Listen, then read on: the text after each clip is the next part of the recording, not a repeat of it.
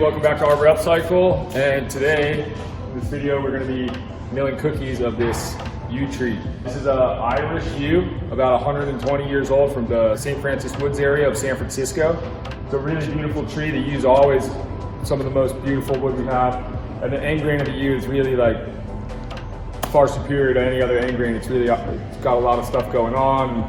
Should be pretty cool. So we set everything up on our mill now, and we're set up multiple at a time, and then we just run through and we just make cookies and everything. So let's see what it looks like.